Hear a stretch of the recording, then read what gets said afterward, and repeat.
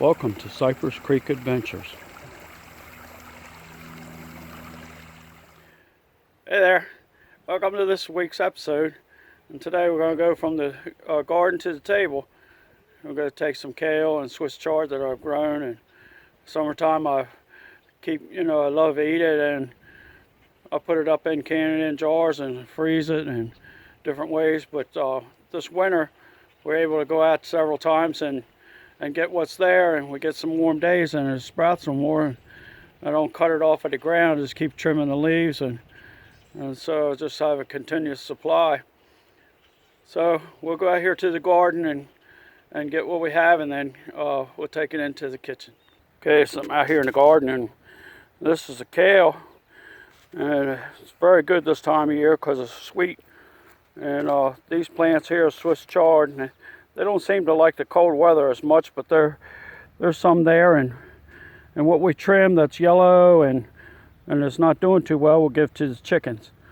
And while we're out here, I wanted to show the other episode we had where we planted the garlic, and some of the garlic has come up. As you can see, there's some little spikes here in the ground, and by spring the whole row will be up. So we'll get back here and we'll trim this garlic, or trim this kale up and get it into the house and wash it up. We'll just take and trim these leaves back in these real nice tender pieces here, and then any of the others that are not too good we'll put on the ground. We'll come back here in a little while, take those out to the chicken pen. See, like this has got a lot of yellow in it, and this one does too. And then we'll get these nice tender pieces here, and we'll put those in a bucket. And then always leave a little bit here for the plant so it, still has some growth. So we'll just go right down this whole row. Of course, when we get in to wash this off a little bit, it'll still be a few pieces like this maybe that we'll lay back for the chickens. And they'll tear this up, they love it. So I'll continue to work on this row, and then I'll show you what the yield is before we go in the house. And so we'll be back when we get the whole row trimmed up. So got this all trimmed off, and this is how I leave it. And they look like little trees. But when I first started cutting it, down here at the bottom, well, that's where the first leaves were, and every one of these scars is the leaves that I've taken off, and I leave it just like this. So did the same thing over here with the Swiss chard. We went right down here and got what was good. So here's our yield. And believe it or not, this will cook down to just one small pot full, maybe about 2 meals. So we'll take this in to the house and clean it up. There's a little pile here. This will go to the chickens. I don't waste anything. And so we'll be back when we get this all cleaned up and get back to the house. So we're up in the kitchen now, and I've got my things assembled here to make our base for our kale. It's called pot liquor, and it's kind of a southern dish, but it's the way I've always cooked kale and any kind of greens. So we're going to use some black pepper and a poultry seasoning. We have onions and garlic from the garden and a smoked ham hock. This garlic has started to sprout a little bit, so you got to pull these green sprouts out. We're going to cook these cloves whole in there. We don't want to get it too strong, but want to add a lot of flavor to our greens. And these little sprouts tend to be kind of bitter, so we want to take those out. And so we got our greens up here to the sink, and while the pot liquor's working, we're going to take and clean all this up. Some of these heavy stems on the Swiss chard, but most all this down here will stay just about the same as the way it is. And we'll just go through and make sure that well, the big thing about winter is there's no insects, but we want to get any that are maybe kind of coarse or not so good. So it'll take about 2 or 3 hours to make this pot liquor, and because we'll cook it real slow. And then we'll prepare the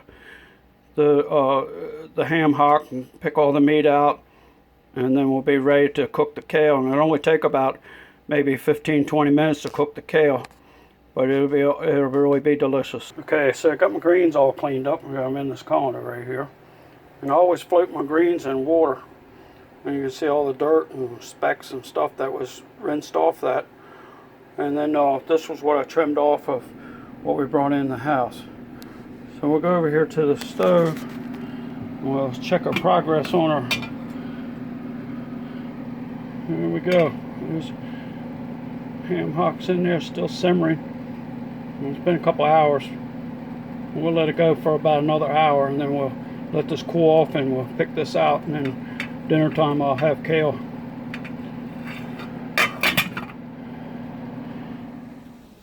Okay, so we got our pot liquor going here, and I've taken and separate all the meat and the bone and everything out of here. So now we're going to put our kale in here, and then we'll be able to put all this in here.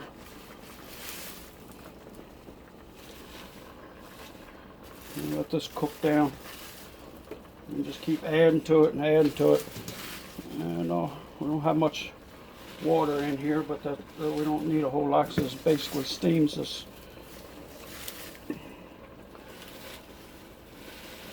And push that in there and keep cooking down. Get all this in here. There's a couple of escapees here. Alright, put this in here. Keep pushing it in.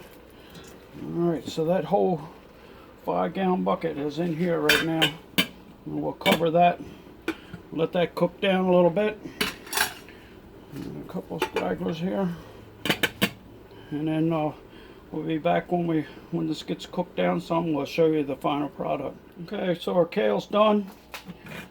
And from start to finish, we've been about 3.5 hours making this dish.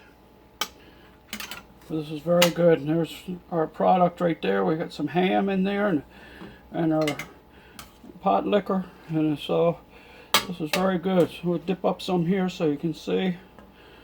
And you know, with the bone in there, it's the same as bone broth. The broth, the pot liquor is very gelatinous, and it goes very well with the kale. So here's our end product. And I really enjoy this. As a real treat for me. Well, I hope you enjoyed this little video. I love to cook. It's been something I enjoyed all my life. I used to work restaurants for a long time, and I still enjoy cooking and doing things a little bit beyond what a quick meal. And it's very rewarding.